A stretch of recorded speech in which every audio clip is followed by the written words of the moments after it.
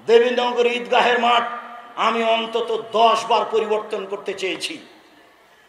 বলেছি চলেন আশেপাশের বাড়ি কিনে নিয়ে এটা বড় করি, বলেছি চলেন এটা বিক্রি করে দিয়ে মাঠে নদীর ঘাটে বড় একটা ঈদের মাঠ তৈরি করি, কেউ সাড়া দেয় না। কোথায় রহস্য? বলেছি দেবীনগরে মাদ্রাসার জমি বিক্রি করে দেওয়া হোক, বাইরে 10 বিঘে জমি কিনে মাদ্রাসা তৈরি করব। কোথায় সমস্যা আমি বুঝতে পারি না। সমস্যা নিয়ে আপনি দুনিয়া থেকে চলে যান, এভাবেই থেকে যান। কেন আমি এভাবে আগাতে পারি না? আপনি চান না যেই যায় আমার সামনে সেই বলে নিজের জন্য তো কিছু করেন না, যা দেবীনগরের জন্য তো কিছু করেন না, চাঁপাইনবাবগঞ্জের জন্য তো কিছু করেন না। আমি টিকতেই পারি না, তো আমি করব কি? আমি তো এখানে টিকতেই পারি না। আমি যদি কালকে ঈদের মাঠে দেবীনগরে উপস্থিত হই, বড় বড় হুজুর তারাই নাকি ঈদের মাঠে কথা বলবে, তা আমি তো ওখানে পুঁটির মাছ ফেউসা, তা আমি আর কি করবো? তো হিসাবই করে না, পড়তে না জেনে বলছো এমন, তা আমি কি করতে পারি? করো যাও। এই তো অবস্থা আমি দেখতে পাচ্ছি। আমার এখানে হিংসার কিছু নেই, আপনি মনে কিছু নেবেন না। আপনার উপর আমার ভালোবাসার অভাব নেই। কি বলতে চান কালকে ছেড়ে চলে যান, বাকিটা আমি দেখবো ইনশাআল্লাহ। কিভাবে করা লাগে সেটা আমি দেখবো, ঈদের মাঠ কিভাবে করা লাগে সেটা আমি দেখবো ইনশাআল্লাহ। ধর্মীয় লোকের কারণে, নেতা মৌলানার কারণে চাঁপাইনবাবগঞ্জে বক্তব্য দিতে আসতে পাবো না বেটা? মনে করো কি তুমি আমি তোমার গ্রামের ছেলে হতে পারি? তুমি কোন সাহসে বক্তব্য বন্ধ করো? এই চাঁপাইনবাবগঞ্জের মাটিতে যে কোনো বিষয়ে আমি তোমার ঘুঘুরা তুলে দিতে প্রস্তুত আছি। কোন সাহসে তুমি কাজ করো? তুমি বিশ্বাসঘাতক, তুমি মান সম্মান ধ্বংস করেছ। তুমি ইসলাম কিছু জানো না। তুমি ধর্মের নামে প্রতারণা দিয়ে এদেশের লাখো হাজার মহিলাকে এই গ্রাম থেকে ওই গ্রাম, এই জেলা থেকে ওই জেলা ধর্মের নামে নিয়ে যাচ্ছ আর মিথ্যা ধর্ম পড়াচ্ছ। জবাব তোমাকে দিতে হবে। আমি বলেছি জাতির সামনে, দেবীনগরের লোকের সামনে, চাঁপাইনবাবগঞ্জের লোকের সামনে, রাসূল সাল্লাল্লাহু আলাইহি সাল্লামের স্ত্রী যদি গ্রামে গ্রামে দিন প্রচার করতে যেতেন, তাহলে 13 জন স্ত্রী, 11 জনের স্ত্রী একসাথে নগদ ছিলেন। একজনকে পাঠাতেন রংপুর, একজনকে পাঠাতেন চট্টগ্রাম, একজনকে পাঠাতেন সিলেট, একজনকে পাঠাতেন ময়মনসিংহ। একদিনই দেশ দখল। মহিলারা বলেছিল মুহাম্মদ সাল্লাল্লাহু আলাইহি সাল্লাম, পুরুষেরা আপনার পাশে বসে দিন ধর্ম জেনে নিল, আমরা কি করব? উত্তরে আল্লাহর নবী বলেছিলেন, বুখারী মুসলিমের হাদিস, তোমরা বাড়ি একটা নির্ধারণ করো, সময় নির্ধারণ করো, আমি মুহাম্মদ সাল্লাল্লাহু আলাইহি সাল্লাম সেখানে গিয়ে দিন শিখাবো। তিনি বলেননি আমি সেখানে আয়েশাকে পাঠিয়ে দেব। মিথ্যা ধর্মের উপরে জাতিকে ধর্ম দেখাবেন না। জাতির যদি রাস্তাঘাট করে দিতে না পারি, জাতির যদি স্কুল কলেজ করে দিতে না পারি, জাতিকে চূড়ান্ত সঠিক ধর্ম দিতে পারবো ইনশাআল্লাহ। ধর্মের ব্যাপারে জাতিকে ফাঁকি দিয়ে পরকাল হারাতে আমি রাজি নই। আমি বলেছি চাঁপাইনবাবগঞ্জের দিনী ভাই বোন, আপনি আমার বোন, আপনি আমার ভাই, অন্তত ধর্মের ব্যাপারে আপনাকে আমি পরামর্শ দিতে চাই, আমি আপনার কাছে পরামর্শ নিতে চাই। আপনি এভাবে বলবেন, মহিলা মানুষ হয়ে প্রোগ্রাম করতে গিয়ে, বুবু শাড়ি পরে নামাজ পড়লে বুবু ল্যাঙ্গট পড়তে হয়, বুবু নলে মাটি অভিশাপ করবে, ধর্ম তোমার বাপের সম্পত্তি।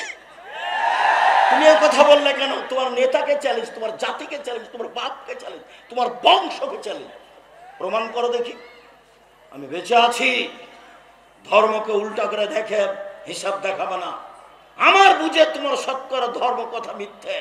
ওরা ফাজালে আমল লিখেছে, হাজারো কথা মিথ্যে, তোমারও লাখো কথা মিথ্যে। ধর্ম এরকম নয়। মানুষ মারা গেছে, সেই বাড়িতে তুমি লাশকে সামনে রেখে নামাজ পড়ো, লাশকে সামনে রেখে কোরআন পড়ো, আর তুমি হাত তুলে দোয়া করো। ধর্ম পাগল হয়ে গেছে।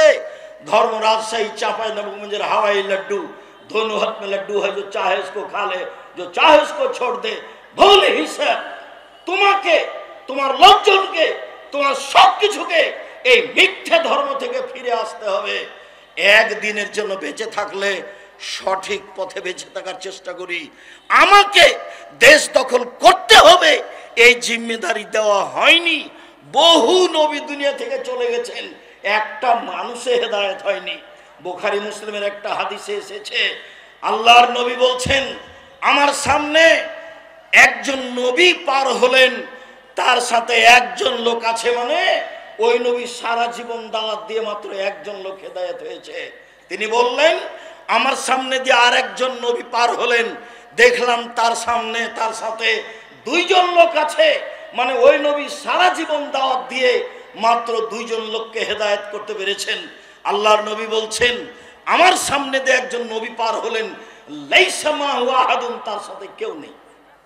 তার মানে ওই নবী সারা জীবন দাওয়াত দিয়েছেন, কেউ হেদায়েত হয়নি। তাহলে কি তিনি বিচারের মাঠে পরাজয় হবেন? জি না, সত্যই যথেষ্ট পরকালের জন্য, ন্যায় পরায়ণই যথেষ্ট পরকালের জন্য। আর একটা কথা, কোরআন মাজিদ আছে এখানে, ওখানে আছে।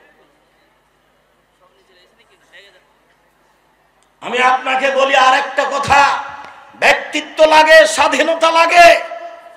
যখন মূসা আলাইহিস সালামকে আল্লাহ বললেন, মূসা ফেরাউনের কাছে যেতে হবে, সীমা লঙ্ঘন করেছে। মূসা আলাইহিস সালাম বললেন, আমি সাবলীল ভাষায় কথা বলতে পারি না, আমি তার কাছে গিয়ে কথা বলতে পারবো না। তখন আল্লাহ বললেন, মূসা আমি তোমার ভাষা সুন্দর করে দিচ্ছি, তুমি বলো রব্বি ইশরাহ লি সাদরি ওয়া ইয়াসসির লি আমরি ওয়াহলুল উকদাতাম মিন লিসানি ইয়াফকাহু কাওলি। তখন মূসা আলাইহিস সালাম বললেন, আর একটা কথা, ফেরাউনের পক্ষ থেকে আমার উপর একটি হত্যার অভিযোগ আছে। এক থাপ্পড় দিয়ে আমি মানুষকে হত্যা করেছি, আমি তার কাছে গেলে সে আমাকে হত্যা করবে। তখন আল্লাহ বলছেন, মূসা আমি তোমার সাথে আছি, যাও ফেরাউন কি বলবে সেটা শুনবো, ফেরাউন কি করবে সেটা আমি দেখব। তখন মূসা আলাইহিস সালাম বলছেন, তবু আমার সাহস হচ্ছে না, আমার সাথে আমার ভাই হারুনকে দেন। আল্লাহ বলছেন, ঠিক আছে তাই দিলাম। প্রথম দাবি মেনে নিলাম মূসা, দ্বিতীয় দাবি মেনে নিলাম মূসা, তৃতীয় দাবি মেনে নিলাম মূসা, যাও দুই ভাই মিলে ফেরাউনের কাছে যাও। দুই ভাই মিলে ফেরাউনের কাছে গিয়েই বললেন, বনি ইসরায়েলকে ছেড়ে দিতে হবে, স্বাধীনতা ফিরিয়ে চাই। কোরআন মাজিদ হলে আপনাকে আমি বাস্তব দেখাতাম, বনি ইসরায়েলকে ছেড়ে দিতে হবে, স্বাধীনতা ফিরিয়ে দিতে হবে। এই কথাই বললেন মূসা আলাইহিস সালাম। আগে স্বাধীনতা লাগবে, তারপরে কোনো কথা, আগে ব্যক্তিত্ব লাগবে, তারপরে কোনো কথা। তখন ফেরাউন বলল, কে তুমি? তোমাকে কি আমি আমার বাড়িতে শিশুকালে লালন পালন করিনি? তুমি কি বহু বছর আমার মাঝে থাকনি? তুমি যা করেছো তা করেছো, তুমি মানুষ হত্যা করেছো, তুমি বড় অকৃতজ্ঞ। তখন মূসা আলাইহিস সালাম বললেন, জি আমি যা করেছি তা করেছি, আমি এক থাপ্পড়ে মানুষ হত্যা করেছি, তখন আমি ভুল পথে ছিলাম, তোমার ভয়ে আমি দেশ ছেড়েছি।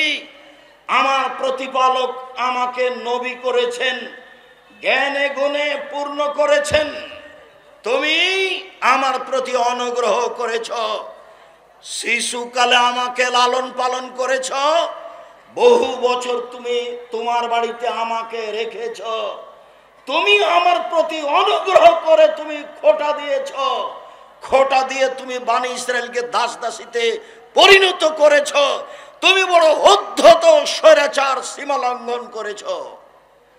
এই কথা মূসা আলাইহিস সালাম বললেন। আমি এই দুইটি নবীর দুইটি কথা বলে আব্দুল্লাহর বক্তব্যগুলি আপনাকে আবারও স্মরণ করতে বলছিলাম। স্বাধীনতা লাগে, ব্যক্তিত্ব লাগে, বিশ্বাসঘাতকতা ত্যাগ করতে হয়। 12 বছর নয়, বহুদিন পরে ইউসুফ আলাইহিস সালাম বলছেন জুলাইখাকে জাতির সামনে ঘোষণা দিতে হবে, অন্যায় আমি জুলাইখা করেছি, ইউসুফ করেনি। সম্মানিত দিনী ভাই বোন, আমার এখানে জরুরি কয়েকটি কথা, দয়া করে যে যেখানে আছেন দিনী ভাই বোন, আত্মীয় স্বজন, এলাকাবাসী, দেশবাসী, আপনাদের ভালোবাসার খাতিরে আব্দুল্লাহ আব্দুর রহমান আব্দুর রহিমকে দেখবেন আশা করে এসেছেন। দেবীনগরের সন্তান তারা, আপনার সন্তান তারা, আপনাদের ভাই তারা, আপনাদের ভাতিজা তারা। নিজের ছেলের উপরে ভালোবাসা যেমন, তাদের উপরে আপনাদের ভালোবাসা তেমন। এটাই কামনা করো তো তাদের জন্য আমি আপনাদের কাছে দোয়ার দাবি রাখি এই মর্মে যে আল্লাহ যেন তাদের খিদমতকে কবুল করেন, আল্লাহ যেন তাদেরকে জাতির সামনে গ্রহণীয় করেন, আল্লাহ যেন তাদেরকে তাকওয়া ভিক্ষা দেন, পরহেজগারিতার ভিত্তিতে জাতির সামনে কোরআন এবং সহিহ হাদিস পেশ করবে, জাতির ভবিষ্যৎ কল্যাণ নিয়ে তারা আলোচনা করবে, জাতিকে পরকালমুখী করবে। এইটাই আমি দিন রাত আল্লাহকে বলছি। আমি যেটা আরো চেয়েছি, আমার মনে বড় সাধ, আমি এই দেশের মাটিতে উন্নত মানের প্রতিষ্ঠান গড়বই ইনশাআল্লাহ, যেখানে ছেলে মেয়ে বাংলা, ইংরেজি, আরবি উন্নত মানের শিক্ষা অর্জন করে জাতির অন্যায়ের বিরুদ্ধে লড়বে, মুখে কলমে মিডিয়ায় লড়বে ইনশাআল্লাহ। এই সুবাদে দিন কাটাচ্ছি। জামিয়া সালাফিয়া ডাঙ্গিপাড়া পাওয়া রাজশাহী প্রায় 40 বিঘা জমির উপরে অবস্থান করে। জামিয়া সালাফিয়া তানোর রাজশাহী এইটা প্রায় 60 থেকে 70 বিঘা জমির উপরে নির্মাণ হতে যাচ্ছে। জামিয়া সালাফিয়া রূপগঞ্জ, নারায়ণগঞ্জ, ঢাকা প্রায় 100 বিঘা জমির উপরে অবস্থান করে। জামিয়া সালাফিয়া দিনাজপুর তেঘরা এটা প্রায় 20 বিঘা জমির উপরে অবস্থান করে। জামিয়া সালাফিয়া চট্টগ্রাম রেডি আছে, চলমান হয়নি। জামিয়া সালাফিয়া বরিশাল চলমান আছে। জামিয়া সালাফিয়ার জন্য কুষ্টিয়ায় জমি কিনা আছে। জামিয়া সালাফিয়ার জন্য যশোরে জমি আছে। জামিয়া সালাফিয়ার জন্য ফেনীতে জমি আছে। জামিয়া সালাফিয়ার জন্য বগুড়ায় জমি আছে। জামিয়া সালাফিয়ার জন্য ময়মনসিংহ জেলায় জমি আছে। জামিয়া সালাফিয়ার জন্য কুমিল্লায় জমি প্রস্তুত আছে। সারা দেশ জুড়ে বড় বড় জেলায় জামিয়া সালাফে গড়ব ইনশাআল্লাহ। সারা দেশ জুড়ে মক্তব পরিচালনা করব ইনশাআল্লাহ, যেখানে ছেলে মেয়ে আকীদা সংশোধন করবে এবং নিজেকে মুক্তি করবে গোলামি থেকে।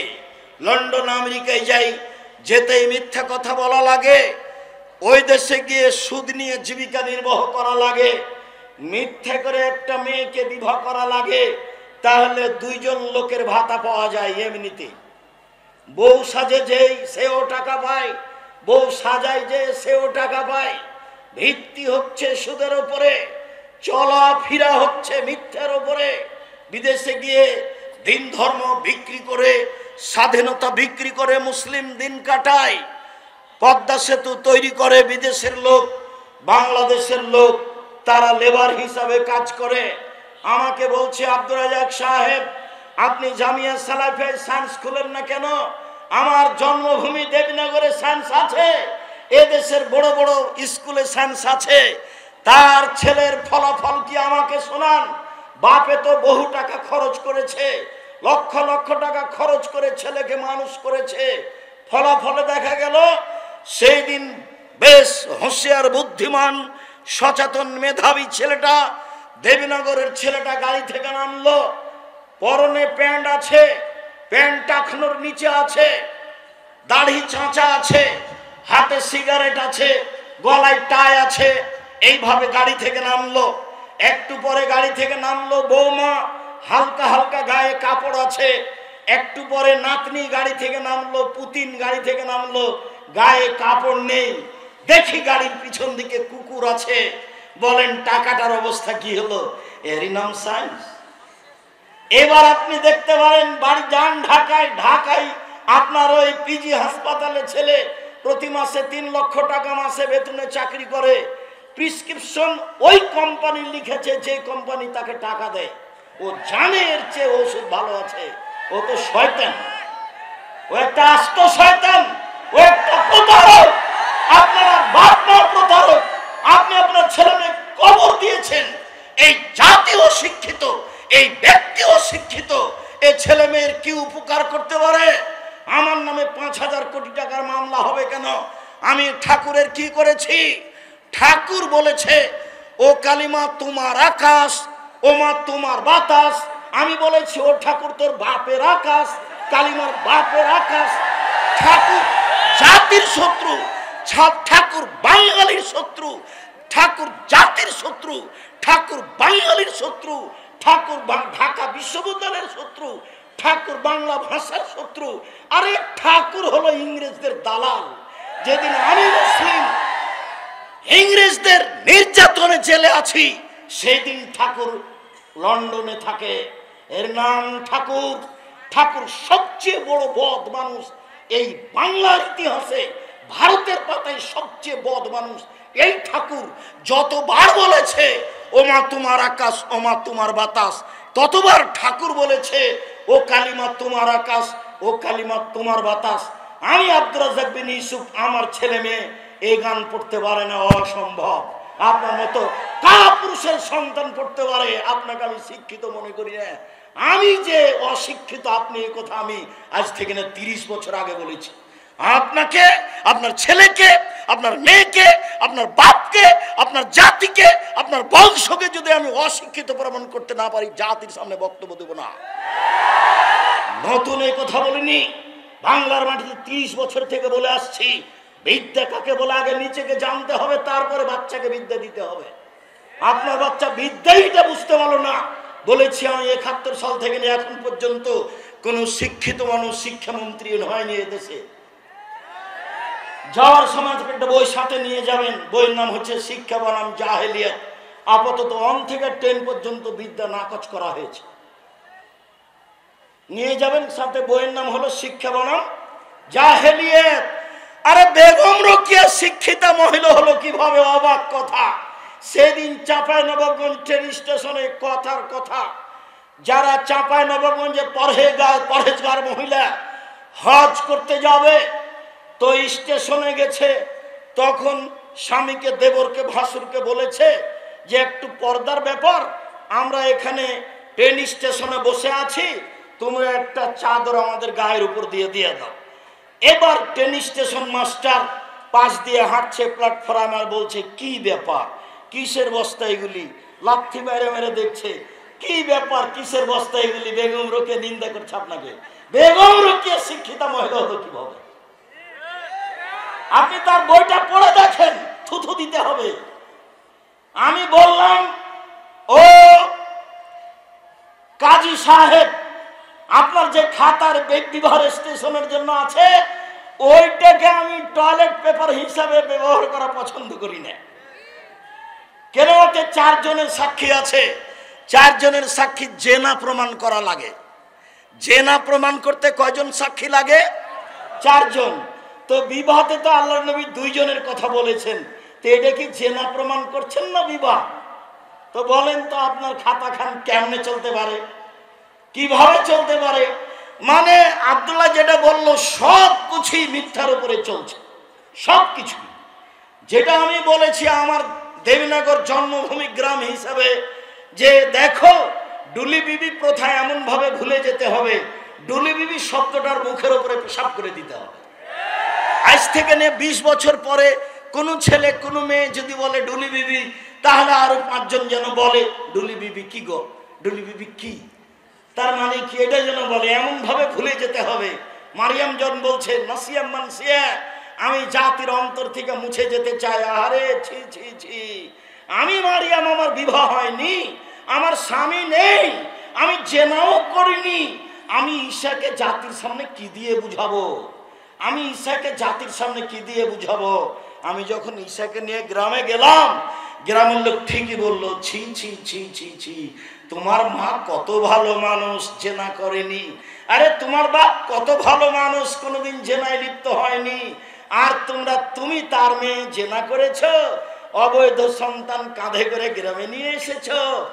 আগে এই বাক্য বলেছিলেন মারিয়াম, আল্লাহ কুনতু নাসিয়া মানসিয়া, আমি এমন হতে চাই, মানুষের অন্তর থেকে মুছে যেতে চাই, মানুষ যেন কেউ না জেনে মারিয়ামকে। ডুলি বিবি তেমন শব্দ ভুলে যেতে হবে। যদি আমি বলেছি চাঁপাইনবাবগঞ্জ জেলার বিবাহের শুরু থেকে শেষ পর্যন্ত একটা কাজও জায়েজ না। আমার জানা অনুপাতে একটা কাজও জায়েজ নয়। এখন নতুন কোনটা হলো নাকি মাওলানা খাড়গাঁয়ের মাওলানা, নামটা এখন ভুলে যাচ্ছে, আমার চাচাতো ভাইয়ের বিবাহ পড়ালেন, বিবাহ পড়ে বদরের আব্বা, বিবাহ পড়ানোর পরে বলছেন যে উঠো উঠো উঠো, 2 রাকাত সালাত আদায় করো, উঠো 2 রাকাত সালাত আদায়। বিবাহ পড়ানোর পরে 2 রাকাত সালাত আদায় করতে হবে। আর এখন বলছে বিবাহ পড়ানোর শেষ বলছে দাঁড়িয়ে বলো অলিমা, অলিমার দাওয়াত, অলিমার দাওয়াত। আরে বাসর রাতের সকালে হবে অলিমার দাওয়াত, বিবাহ পড়ানোর পরে অলিমার দাওয়াত হয় কি করে? বিবাহ পড়ানোর পরে কেউ কি দোয়া পড়তে হবে কারো জানা নাই। আন্ধা কো আন্ধা পড়াতে হয়, ধর্ম এমনিতেই চলছে।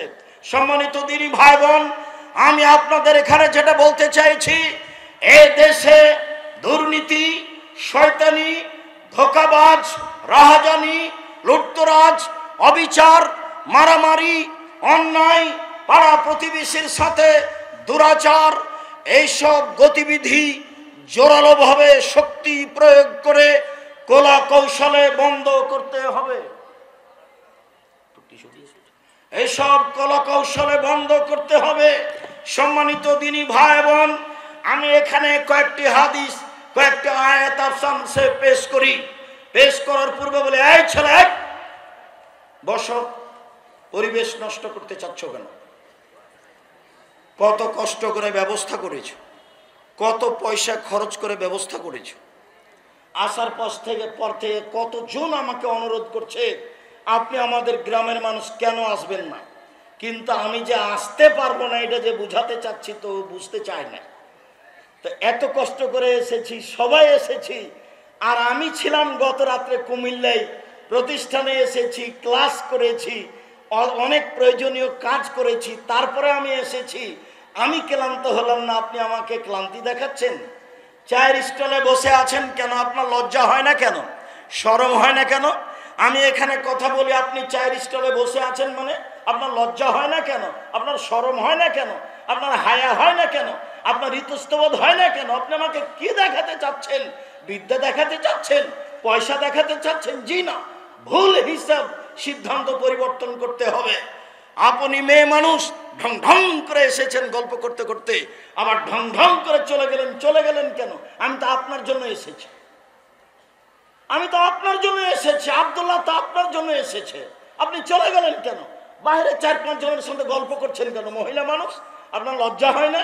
ও আপনার ভাই, কে বললো ওটা ভাই? আপনার চাচাতো ভাই। আপনি চাচাতো ভাইয়ের সাথে গল্প করেন কি করে? কিসের তাহাজ্জুদ দেখান আপনি, হজ দেখান আপনি, বোরখা দেখান আপনি? এই নোংরামি, এই শয়তানি, এই বেহায়াই ত্যাগ করুন। সম্মানিত দিনী ভাই বোন, এগুলো হলো পশু প্রাণীর কাজ, গরু ছাগলের কাজ, কুকুর সিরিয়ালের কাজ। আল্লাহ তাআলা বলেন, বুঝে না ওরা, অন্তর আছে বুঝে না, দেখেও দেখে না ওরা, চক্ষু আছে দেখে না, শোনেও শোনে না ওরা, কান আছে শোনে না। উলাইকা কাল আনাম, তারা পশু প্রাণীর মতো, তারা গরু ছাগলের মতো, তারা কুকুর সিরিয়ালের মতো, বালুম আজাল, বরং তার চেয়ে খারাপ। এই কথা আল্লাহ আপনাকে বলছেন। আমি তো কোরআন হাদিসের কথা আপনার সামনে বলতে এসেছি। আপনি কেন ওখানে গিয়ে বসে থাকবেন? থাকবেন কেন? আপনি মাথায় টুপি দিয়ে দোকানের সামনে ওই বেঞ্চটাতে কেমনে বসে থাকেন? ওখানে ল্যাংটা মেয়ে নাচে, আপনি দেখে চক্ষু ঠান্ডা করেন, কলিজা ঠান্ডা কর মারানি। আল্লাহর নবী আমাকে বললেন, আন আসরিফা বাসারি, আমার চোখটা আমি ফিরিয়ে নেব, আমার চোখটা আমি ফিরিয়ে নেব। তো আপনি টিভিতে কারণবশত যদি খবর শোনেন, তো এইভাবে থাকতে হবে, এইভাবে থাকতে হবে। আপনি ওই রং মাখানো পতিতালয়ের মেয়েটার মুখখানের উপরে তাকিয়ে আছেন একবারে এক খেয়ালে, তখন আপনি তাহাজ্জুদ পড়েন। এটা হলো আল্লাহ হায়া মিনাল ঈমান ওয়াল ঈমান ফিল জান্নাহ।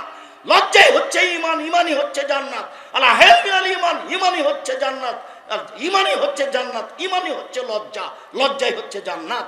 আল্লাহ রাসূল বলছেন, সব নবী বলতেন এজালাম তাস্তাহি ফাসনামা শেতা। সব নবী বলতেন।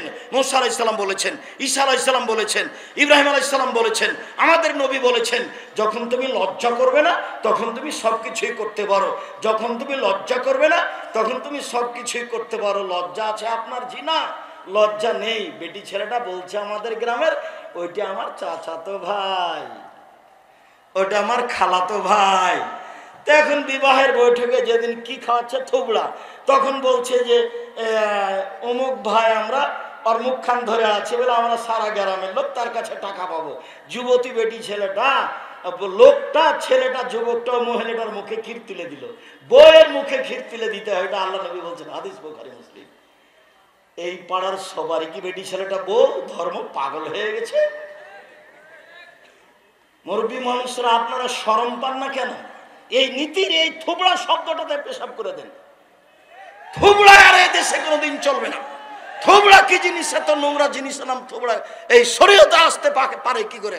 বাইনা কি জিনিস, বরদটা কি জিনিস, আমাটা কি জিনিস, খিরকাচি কি জিনিস, এই সব কিছুর মুখের উপরে পেশাব করে দিতে হবে। আর কোনোদিন আসবে না এগুলো বাড়িতে।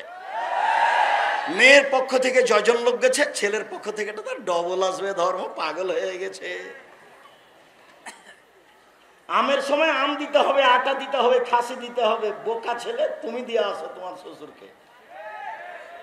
তোমাকে তোমার শ্বশুর দিবে কেন? তুমি তো লালন পালন করে একটা মেয়ে পেয়েছো, আবার তো মেয়ের বাপকে দিতে হবে কেন এত কিছু? শুনুন, মহান আল্লাহ বলেন, ইদফা বিল্লাতি হে আহসান। মুহাম্মদ সাল্লাল্লাহু আলাইহি সাল্লাম মানুষের সাথে কথা বলার সময় মানুষে যা বলে আপনি তার চেয়ে সুন্দর বলুন। প্রতিপক্ষ যা বলছে আপনার কথা প্রত্যুত্তর যেন তার চেয়ে ভালো হয়। আল্লাহ তাআলা বলেন, ওয়াজাদিলহুম বিল্লাতি হে আহসান।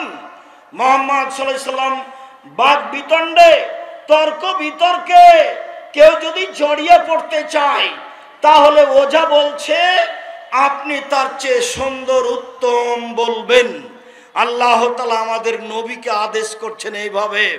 শুনুন, যত পুরুষ নারী আমার সামনে আছেন, আপনাকে বলছি, মহিলা মানুষ আপনার যা আছে, আপনার ননদ আছে, আজ থেকে ননদে চোখ দেখিয়ে মন খারাপ করে যেটা বলেছে আপনি তার উত্তর দিতে পাবেন না। দিলে আপনি বলবেন, আপা কি বলছেন, এটার চেয়ে আর একটা ভালো বলেন, এই কথা বলবেন আপনি। হ্যাঁ, আমার স্বামী উপার্জন করে, তুমি আমায় এভাবে বলো? মানে আমার স্বামীর উপার্জনে খাও, তুমি আমার ননদ, তুমি এভাবে কথা বলো কেন? একবারে ঘর থেকে বের করে দেব। এই নোংরা চরিত্র ত্যাগ করতে হবে। গন্ডগোল বড় জায়ের কারণে হয়েছে। আজকেই ভোর হতে হতে ছোট যাকে বড় জায়ের হাত ধরে ক্ষমা নিতে হবে। আপা, বুবু, যা হয়েছে হয়েছে, ভুল হয়েছে, আমাকে মাফ করেন। গন্ডগোল কার কারণে হয়েছে? বড় জায়ের কারণে হয়েছে। ছোট জাই বড় জায়ের হাত ধরে ক্ষমা নিবে, এটাই নিয়ম। গন্ডগোল বড় ভাইয়ের কারণে হয়েছে, একদিনও কথা বলে না। আমাদের গ্রামের ঘটনার নাম বলছি না, বাপ মরে গেছে, তখন গন্ডগোল করে জমি ভাগ করে করতে ঢেঁকিটা কেটে ভাগ করে নিয়েছে। তো ঢেঁকিটা কেটে ভাগ করে নিলে কি হবে? কিছু হতে পারে। স্বভাব কেন এরকম? ছাড় শিখতে হবে, ছাড় দেওয়া শিখতে হবে। বড় ভাই নিয়েছে, আচ্ছা ভাই আপনি যেভাবে মনে করেন সেভাবে ভাগ করে দেন। এই কথাটা বললে তোমার কি হয়? যখন আমি রংপুর, দিনাজপুর, লালমনিরহাট, নীলফামারী, কুড়িগ্রাম, পঞ্চগড়, ঠাকুরগাঁও, গাইবান্ধা, জয়পুরহাট এইসব ডিস্ট্রিক্টে যাই, তখন আমি বলি যে তোমার বাপকে যদি আমি কুকুর সিরিয়ালের চেয়ে খারাপ প্রমাণ করতে না পারি, বক্তব্য দিব না। কেন? এইসব ডিস্ট্রিক্টের লোকেরা বোনদেরকে জমি দেয় না, এরা শ্বশুর কাছে যৌতুক নেই। তো তোমার বাপকে যদি আমি কুকুর সিরিয়ালের চেয়ে খারাপ মনে করতে না পারি, প্রমাণ করতে না পারি, বক্তব্য দিব না। আর তুমি তোমার আব্বাকে গিয়ে বলবা রাত্রে, আব্বা ভাগ্য নিয়ে এসেছি, আব্বা ভাগ্য ছেড়ে আসেনি। ভাগ্যে যদি জমিদারি থাকে জমিদারি করে খাবো, ভাগ্যে যদি ভিক্ষা করা থাকে ভিক্ষা করে খাবো, ফুফুর জমি খাবো না। এই কথা বলতে পারবে না? তো ছেলে বলে, হ্যাঁ অবশ্যই বলবো, অবশ্যই বলবো। কলা বিক্রি করে খেতে রাজি আছি, লোন নিয়ে নয়। চকলেট বিক্রি করে খেতে রাজি আছি, লোন নিয়ে নয়। ছোট থেকে ছোট, বড় থেকে বড় ব্যবসা করব সময়ের গতিতে। বড় ব্যবসায়ী হতে আমাকে মোটামুটি 30 থেকে 35 বছর সময় লাগবে।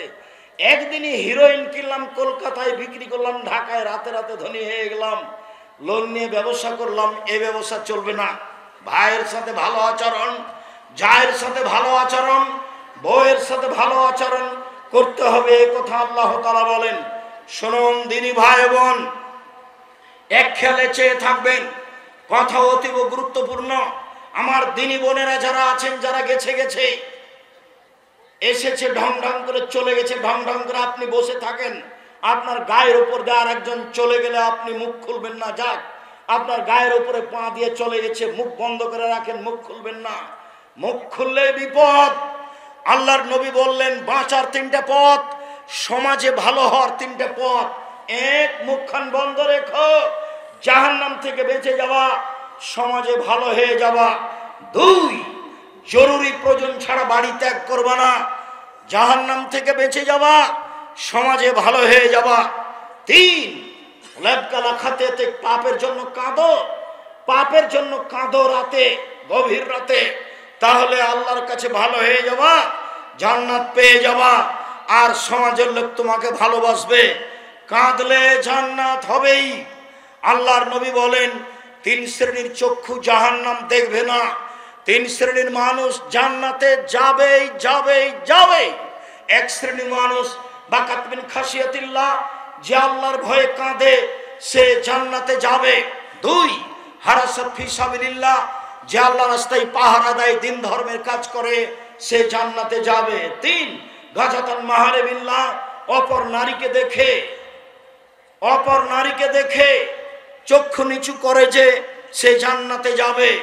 টিভির অবস্থা কি হবে, গার্লস স্কুলের অবস্থা কি হবে, আপনার মহিলা কলেজের অবস্থা কি হবে? বেগানা নারীকে দেখে চক্ষু নিচু করে, যে সে জান্নাতে যাবে যাবেই যাবে।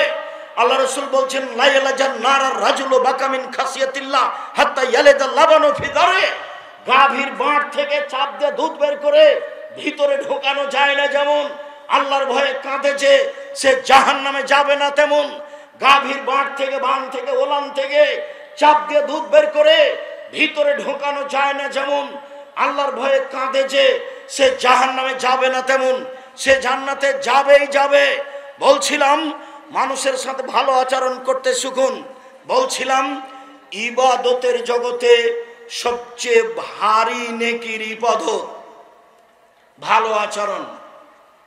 তাহাজ্জুদ পড়লে নেকি হবে, তবে সবচেয়ে ভারী নেকি হবে না।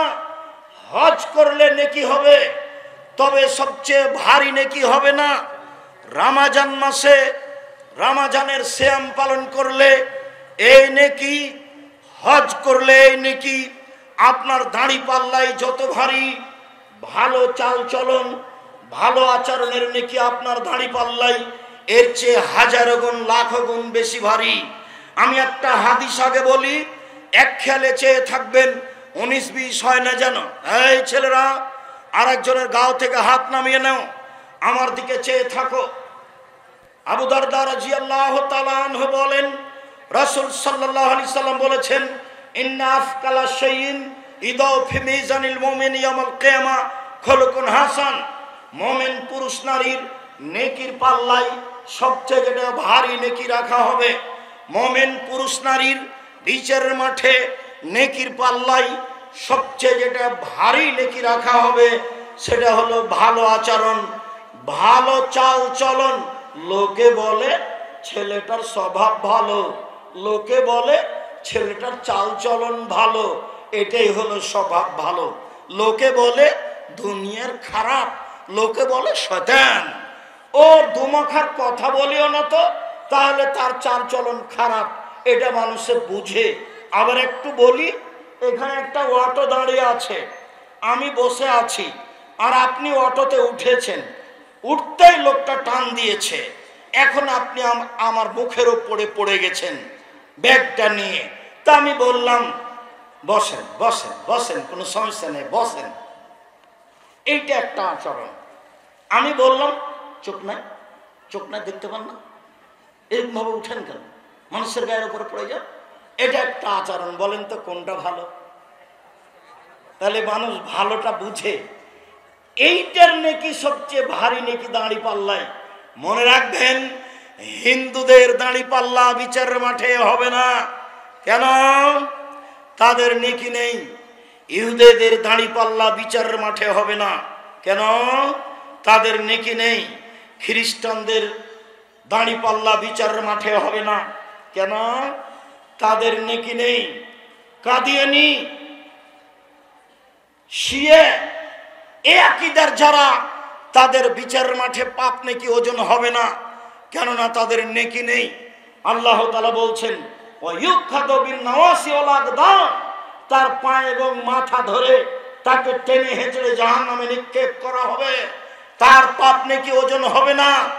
যারা মুমিন পুরুষ নারী নেকি করেছে, পাপ করেছে, এদের পাপ নেকি ওজন হবে।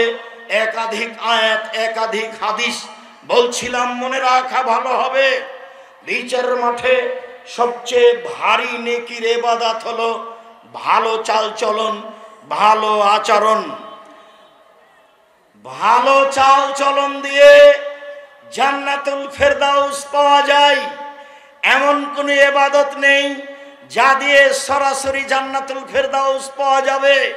হজ করে হয় না, সিয়াম পালন রোজা থেকে হয় না, সালাত আদায় করে হয় না, দান খায়রাত করে হয় না। ভালো আচরণ দিয়ে জান্নাতুল ফেরদাউস পাওয়া যায়। এক খেয়ালে চেয়ে থাকুন, আল্লাহর নবী বলেন আনা জাইমুন বে বাইতিন ফিল জান্নাহ লিমান তারাকাল কিসবা ওয়াইন কানা মাযে। কেউ যদি মজাক করেও মিথ্যা না বলে, আমি মুহাম্মদ সাল্লাল্লাহু আলাইহি সাল্লাম তাকে জান্নাতে একটি ঘর নিয়ে দিব। কেউ যদি মজাক করে হলেও মিথ্যা না বলে, আমি তাকে জান্নাতে একটি ঘর নিয়ে দিব। তিনি বলেন ওবে বাইতিন লেমান তারাকাল মেরা ওয়াইন কানা মুহিক্কান। কেউ যদি তর্ক ছেড়ে দেয় সত্য হলেও, না আব্দুর রাজ্জাক সাহেব এটা বলেছেন, আরে না এটা বলেছেন, আরে না এটা বলেছেন, আসসালামু আলাইকুম গেলাম, আপনার সাথে আমি তর্ক করতে রাজি নই। সত্য হলেও যে তর্ক ছেড়ে দেয়, আমি মুহাম্মদ সাল্লাল্লাহু আলাইহি সাল্লাম তার জন্য জান্নাতে একটি ঘর নিয়ে দিব। এবার তিনি বলছেন ওয়ালাল জান্নাত লিমান হাসানা খুলুকাহু, যে তার চাল চলন ভালো করলো, আমি মুহাম্মদ সাল্লাল্লাহু আলাইহি সাল্লাম তাকে জান্নাতুল ফেরদাউস নিয়ে দিব। চাল চলন ভালো বলে কাকে? সকাল হতে হতে বড় ভাইয়ের হাত ধরে ক্ষমা নিতে হবে, দুইজনে একসাথে চলতে হবে, ভাইয়ে ভাইয়ে। গলিতে বাবলা কাঠের কাঠ কাঁটা দিয়ে রাস্তা ঘেরে দিয়েছে, দিয়ে বলছে তুই কোন দিকে যাবি যা, তুই কোন দিকে যাবি যা। ওর বউ বলছে যেতে যেতে দিবা না, যেতে দিবা না, ভালো করে বাঁধো, ভালো করে বাঁধো। বদ মায়া লোকটা বলছে ভালো করে বাঁধো, ভালো করে বাঁধো। কত খাসলত খারাপ গায়দাল নিবি, সেই স্বামীকে এইভাবে বলছে। অবাক কথা, স্বামীকে এভাবে উদ্বুদ্ধ করছে অন্যায়ের পরে। এরপরে যদি এরকম কাজ করেন, সত্যি এরকম মহিলার উপরে গজব না চলো, একে তালাক দিয়ে দিন, একে বাড়িতে রাখা। কি করে এই কথা বলতে পারে যে ভালো করে বেড়াতেন, ভালো করে বেড়াতেন, ও যেন বের হতে না পারে, ও যেন আমাকে গালি দেয়, আমাকে গালি দেয়, আমার গাছ সেম গাছটাকে ছাগল দিয়ে খাওয়িয়ে দিয়ে আমাকে গালি দেয়। চাল চলন পরিবর্তন করতে হবে। দিয়াড়ে বাড়ি, এদিকে দেখেন, এই ছেলে খেয়াল করো, তোমার বাপ যখন ধান কাটছিল আয় তো নাই, তো ফাঁড়ি দিচ্ছে, তো মাঝামাঝিতে একটা ধানের গোছ পড়েছে, এটা কি করবে তোমার বাপ? তোমার বাপ যদি এটা নিজের দিকে নিয়ে নেয়, তোমার বাপ জালেম। বড় বড় আলেম ওলামা বসে আছে, দেখো ফতোয়া দেখি কিভাবে উল্টে দেয়। তোমার বাপের উচিত মধ্যের থোপটা কোন দিকে দিবে? প্রতিবেশীর দিকে দিবে। তোমার বাপ, তোমার অভ্যাস, যখন ওই আল নাই সেই জমিতে হাল চাষ করেছ, তখনই এক ভাঁড় শেষ ভাঁড়টা চাপে ধরেছ। কি হবে এ দিয়ে? এ দিয়ে কি হবে? এরই নাম জুলুম, এরই নাম অন্যায়, এরই নাম অবিচার, এরই নাম শয়তানি, এরই নাম রাহাজানি, এরই নামই ডাকাতি। কেন আপনার স্বভাব এরকম হবে? আপনার খাস লোক কেন এরকম হবে? কেন আপনার ছাড় নেই? ছাড় কেন নেই? কেন আপনার ভাইয়ের উপরে মুখের উপরে লড়ে যাবেন? কেন আপনার বোনের উপরে মুখের উপরে বলতে লাগবেন? কেন আপনার চাচার উপরে এভাবে মুখের উপরে বলতে লাগবেন? আসেন দেখে নিচ্ছি, আসেন দেখে নেবো আপনার ব্যাটা কটা কি কটা, এভাবে কথা বলবেন কেন? আসেন এদিকে সাইটে নেবো আপনাকে, এগুলো কি কথা? এগুলো কি কথা? স্বভাব একবারে এই স্বভাবের মুখে পেশাব করে দিতে হবে। এরপরে কোনোদিন এই স্বভাব নিয়ে আসতে হবে না। এটা খারাপ, এটা ভালো আচরণ নয়, এটা ভালো স্বভাব নয়, এটা খারাপ স্বভাব, এটা খারাপ খাসলাত, এটা খারাপ অভ্যাস। ছাড় দিতে হবে, নরম হতে হবে, নরম ছাড় দিতে হবে, নরম হতে হবে। আচ্ছা ঠিক আছে চাচা, আপনি যেটা ভালো মনে করবেন করেন, তোমরা 5 ভাই আছো, তাতে কি হবে? তোমার চাচা যেটা করছে মেনে নাও। কতটুকু লস হতে পারে তোমাদের? কতটুকু লস হতে পারে? তোমার তো স্বভাব আমি জানি, তোমার তো হুজুর বলেছে গরু 7 ভাগায় চলবে, তারপরে গোস্ত নিয়ে মারামারি লাগিয়েছ। সেই কথা তো আমাকে অনেকেই বলে, কুরবানির গোস্ত নিয়ে মারামারি লাগিয়েছে। বই বলছে, বনে বলছে করে এক পিছে যে কলিজা নাই, তার আদ্রা সব ঠিকই বলেছে, আরে ভাগই নাই, ভাগে কুরবানি নেই। 7 দিনের দিনে আকিকা দিতে হবে, ভাগে কুরবানি চলবে না। ব্যক্তি আর পরিবার দুটো এক নয়। টাকা থাকলে ষাঁড় দিয়ে কুরবানি দিতে হবে, উট দিয়ে। টাকা না থাকলে ষাঁড় দিয়ে, টাকা কম থাকলে খাসি দিয়ে, টাকা কম থাকলে ছাগি দাঁড় দিয়ে, দাঁড় যেটা বাড়িতে আছে কম দাম। যদি আর চেয়ে যদি কম থাকে তাহলে ভেড়া, ভেড়ি দিয়ে দিবেন, ভেড়ি নিজে দিবেন, দাম কম। কেন ভাগে গেলেন? গন্ডগোল কুরবানিতে দেখি, গোস্ত দেখি গন্ডগোল, একটুকু যে ছাড় নাই। সভাপতি গ্রামের এখন তো বিচার চলে গেছে চেয়ারম্যান মেম্বার হাতে। এখন কি টাকা দিয়ে বিচার হয়? ও নাকি চেয়ারম্যান, শয়তান। ওগুলো কি চেয়ারম্যান ফাঁকি দিয়ে জাতির ক্ষতি করে টাকা নিয়ে বিচার করে। ওই যে আপনার ছেলের মতো, ওই যে প্রেসক্রিপশন লেগেছে শয়তানটা, ওই যে জাতির জন্য ক্ষতিকারক। আপনি লাখ লাখ টাকা পয়সা খরচ করে পড়িয়েছেন, মেয়েটাকে আপনি ডাক্তার বানাতে চাচ্ছেন, রাত দিন আর একটা যুবক ছেলের সাথে ঘুরে। একটা মেয়ের যখন অপারেশন হয় তখন ওই সবাই মিলে পাছার উপরে থাবা মারে, আপনার মেয়েও থাকে ওখানে। এই ছেলেগুলো জিজ্ঞেস করেন, আপনার ভাতিজাকে জিজ্ঞাসা করেন, আপনার ভাতিজাকে জিজ্ঞাসা করে, হ্যাঁ বেটা এরকম কথা, চাচা একবারই এর চেয়ে বেশি। চাচা লজ্জা হয় না কেন আপনার? শরম হয় না কেন আপনার? হায়া হয় না কেন আপনার? ইতস্তবোধ হয় না কেন আপনার? বোধোদয় হয় না কেন আপনার? বোধগম্য হয় না কেন আপনার? বোধোদয় হয় না কেন আপনার? আপনি যে মানুষ, বুঝেও বুঝে না ওরা, অন্তর আছে বুঝে না, দেখেও দেখে না ওরা, চক্ষু আছে দেখে না, শুনেও শুনে না ওরা, কান আছে শোনে না। উলাইকা কাল আনাম, তারা পশু প্রাণীর মতো, তারা গরু ছাগলের মতো, তারা কুকুর শৃগালের মতো, বালহু মাজাল, বরং তার চেয়ে খারাপ। শুনুন, আপনার নেকির পাল্লায় সবচেয়ে ভারী নেকি ভালো আচরণ। শুনুন, সবচেয়ে দামি জান্নাত, জান্নাতুল ফেরদাউস পাওয়া যায় ভালো আচরণে, তাহাজ্জুদে নয়। জান্নাতুল ফেরদাউস পাওয়া যায় ভালো আচরণে, হজে নয়। হজে জান্নাত পাওয়া যেতে পারে, দামি জান্নাত, জান্নাতুল ফেরদাউস পাওয়া যায় সিয়ামে, রোজাতে নয়, ভালো আচরণে। এবার সবচেয়ে দামি জান্নাত। আবু মালিক আশআরী রাদিয়াল্লাহু তাআলা আনহু বলেন, রাসূল সাল্লাল্লাহু আলাইহি ওয়াসাল্লাম বলেছেন, ইন্না ফিল জান্নাতি গরাফিরা যাহিরুহা মিন বাতিনিহা ওয়া বাতিনুহা মিন যাহিরিহা। জান্নাতে কতগুলি দামি দামি ঘর রয়েছে, উন্নত মানের পদার্থ দিয়ে তৈরি, যার বাহির থেকে ভিতর দেখা যায়, ভিতর থেকে বাহির দেখা যায়, খালি টক টক টক টক করছে, ঝকঝক করছে। তো সাহাবীগণ বললেন, লেমান হাজিহি, এত দামি ঘর কে পাবে? আল্লাহ রাসূল বলছেন, লেমান আলানাল কালামা, যার স্বভাব ভালো সে পাবে। যার স্বভাব নরম, ভাইয়ের সাথে ঝগড়া করে না, বোনের সাথে করে না, গ্রামবাসীর সাথে করে না, বউকে গালি দেয় না। কত যে মুখ খারাপ। হালবাহে এসে যে দেখেছে নাইন্দে পানি দেয়, এখন বউকে মারতে যাচ্ছে। মুখখান যে কত খারাপ, এবার অকথ্য ভাষায় গালি দিচ্ছে, লাঠি নিয়ে চলে যাচ্ছে, বউকে মারছে। আরে তোমার জন্য ভাত রান্না করে দিয়েছে, এটাই তো অনেক। দিল্লির মেয়েকে বিবাহ করো, তারপরে কাজ করতে বলো, দেখে নিবা। খালি বলো না একটা উর্দু ভাষী মেয়েকে, আরবি ভাষী মেয়েকে বউ খালি বিবাহ করার পরে বলো যে একটু ভাত রান্না করবে না, তাহলে বলবে কে আমায় তারি দেশি আই, কে আমায় তোর বাঁধি আয় হ, আমি কি তোমার দাসী নাকি কাজ করবো? কি পেয়েছো তুমি? বাঙালি মেয়ে তো এত ভাত রান্না করেছে, গরুকে পানি খাওয়াইছে, নাইনদের পানি দিয়েছে, পোয়াল শুকিয়ে দিয়েছে, তারপরও লাঠি। স্বভাব কেন এমন? আজ থেকে পরিবর্তন করতে হবে, ভবিষ্যতে কোনোদিন বউকে গালি দিবেন না। দামি জান্নাত পাওয়া যায় ভালো আচরণে। চলুন দেখি, ভালো আচরণে একসাথে বড় বড় 2টি ইবাদতের নেকি হয় ভালো আচরণে। এক, নিয়মিত তাহাজ্জুদ পড়লে যত নেকি হয়।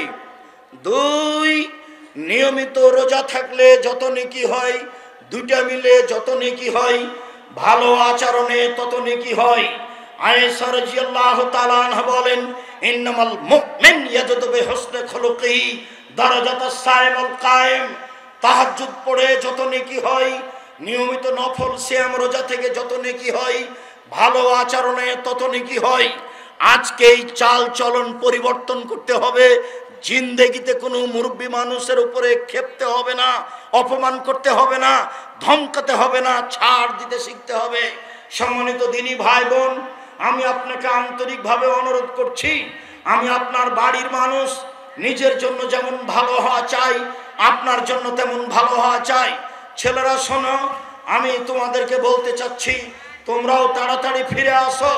মানুষকে অপমান করিও না, মানুষকে ক্ষমতা দেখায়ও না, দলীয় দাপট দেখায়ও না। যদি দেখাও তাহলে মনে রেখো ফেরাউন ডুবে গেছে 1500 বছর পরেও। যদি ক্ষমতা দেখাও তাহলে তোমাদের নেত্রীর বয়স হলো 45 মিনিট। তোমাদের নেত্রী ছেড়ে দিতে হবে কয় মিনিটের মধ্যে? 45 মিনিটের মধ্যে। দেখবা ক্ষমতা, ক্ষমতা দেখায় না, দেখবা ক্ষমতা, দেখো না। খুলনার অঘোষিত সম্রাট এরশাদ শিকদার, মেয়ের মাথার উপরে একটু হাত দেওয়ার সুযোগ হয়নি। খুলনার অঘোষিত সম্রাট এরশাদ শিকদার দাম্ভিকতা দেখিয়ে বাঁচতে চায় না। রাতে রাতে দেশ দখল।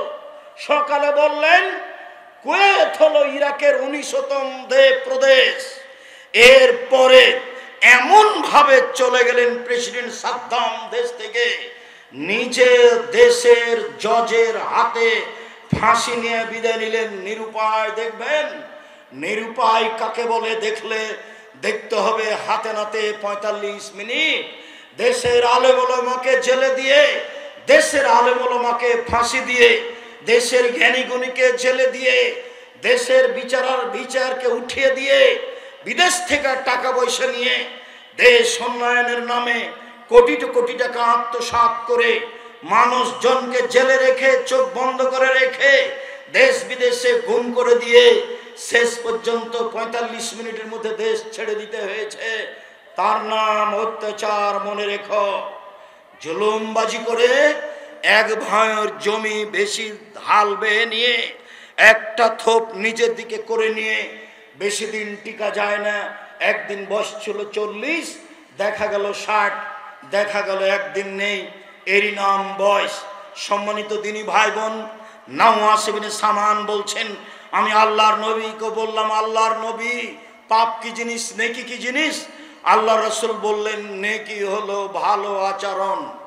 আমি আল্লাহর নবীকে বললাম, আল্লাহর নবী, মা খায়রু মাতিল ইনসান, আল্লাহ তো মানুষকে অনেক নেয়ামত দিয়েছেন, বাড়ি গাড়ি জমি জায়গা অর্থ সম্পদ দিয়েছেন, সবচেয়ে দামি সম্পদ কি? তখন আল্লাহ রাসূল বললেন, আল খুলুকুল হাসান, সেটা হলো ভালো আচরণ।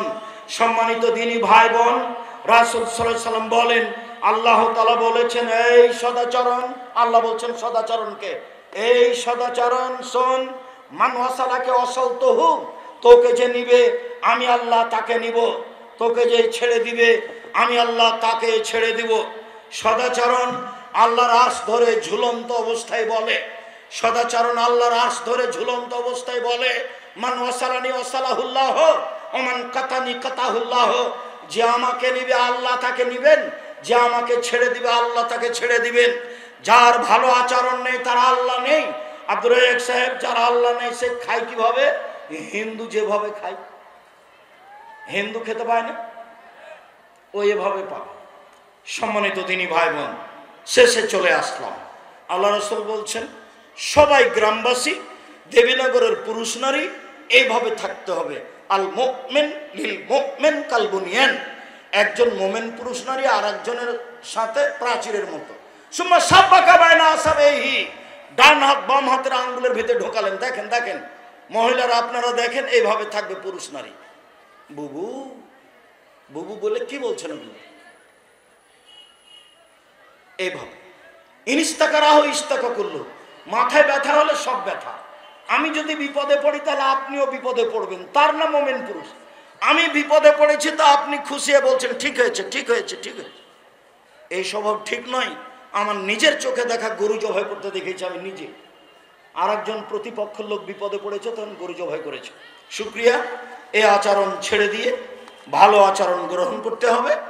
যার নেকি বিচারের মাঠে সবচেয়ে ভারী নেকি। যাওয়ার সময় সব বই পুস্তক এখানে আছে, আবদুল্লাহর লেখা বই আছে। আপনার ওই ফিলিস্তিন সম্পর্কে যা লিখেছে, আল ইতেসাম পত্রিকা তার সম্পাদকীয় আছে। আপনারা আবদুল্লাহকে ভালোবাসেন, আমিও ভালোবাসি, তার বই পুস্তক পড়ি। ইতেসাম পত্রিকা আছে। আর আবদুল্লাহর আম্মার বই আছে, কেন এই নির্যাতন, কি তার প্রতিকার, শিক্ষা বনাম জাহেলিয়াত, কেন হব অবরোধবাসিনী বেগম রোকিয়া, কেন হব অবরোধবাসিনী, এরপরে সমঅধিকরণের মর্যাদা চাই। সম্মানিত দিনী ভাই বোন, আমি প্রথমে আপনাদের শুকরিয়া আদায় করি, জাযাকুমুল্লাহ খায়র। বাংলাদেশের দূরদূরান্ত হতে দেশবাসী, এলাকাবাসী সবার উপস্থিতিতে আমি খুব খুশি হয়েছি। আপনার ভালোবাসা আল্লাহ কবুল করুক। আমার কোনো কথায় কষ্ট নিয়েন না, আমি আপনার গ্রামের মানুষ, তাই আপনার গ্রামের মতো করে বললাম, আমার জন্মভূমির মতো করে বললাম। এটা আপনাকে আসলে মূলত পরিবর্তনের লক্ষ্যে, আপনি মনে কিছু নিয়েন না। আমি আপনার খুশির আশাতে খুশি হয়েছি। প্রশাসনের পক্ষ থেকে আপনারা অনেকে এসেছেন, আমি আপনাদের শুকরিয়া আদায় করি। প্রশাসনদেরকে আমি স্বাগতম জানাই। আল্লাহ আপনাদের এই প্রশাসনিক দায়িত্ব পালনে তৌফিক দান করুক, রুজিতে বরকত দান করুক, আল্লাহুম্মা আমিন। আমাদের যারা গ্রামের ছেলেরা, আমাদের যারা আলেম ওলামা এখানে উপস্থিত হয়েছেন, আমি দেবীনগরের আলেম ওলামা, দেবীনগরের মহিলারা যারা হাফেজা আলেমা, আমি আপনাদের শুকরিয়া আদায় করি, জাযাকুমুল্লাহ খায়র।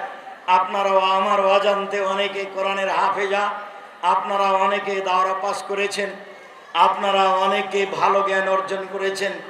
আমি আপনার বাড়ির গ্রামের মানুষ হিসেবে আপনার শুকরিয়া আদায় করি, জাযাকুমুল্লাহ খায়র।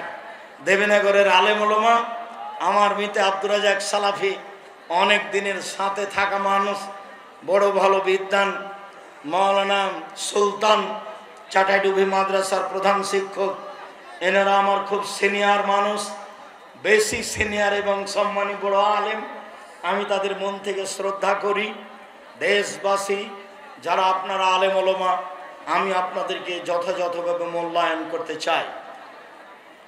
আপনি ভালোবাসা দিয়ে আমার সাথে চললে আমার পক্ষ থেকে আপনার ব্যাপারে ভালো পরামর্শ থাকবে ইনশাআল্লাহ।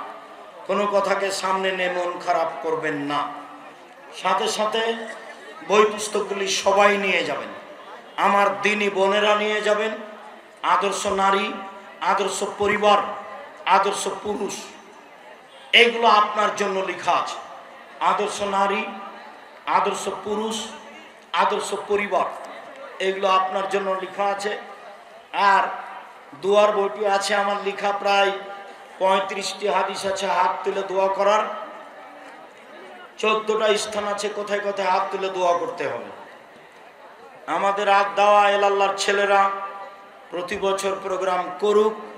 আমি আমার জন্মভূমিতে এসে এখানে দিনের কথা বলি আপনাদের ভালোবাসা নিয়ে, এটা আমার ঐকান্তিক ইচ্ছে। আমি আপনার প্রতিদিন ইচ্ছে মতো না আসতে পারলেও এরকম একটা দিনে আমি আসার চেষ্টা করব ইনশাআল্লাহ। আমি আপনাদের ভালোবাসাকে গ্রহণ করলাম, আল্লাহ আপনাদের ভালোবাসার বিনিময় দান করুক, আল্লাহুম্মা আমিন। খুব ভালোভাবে মনে রাখবেন।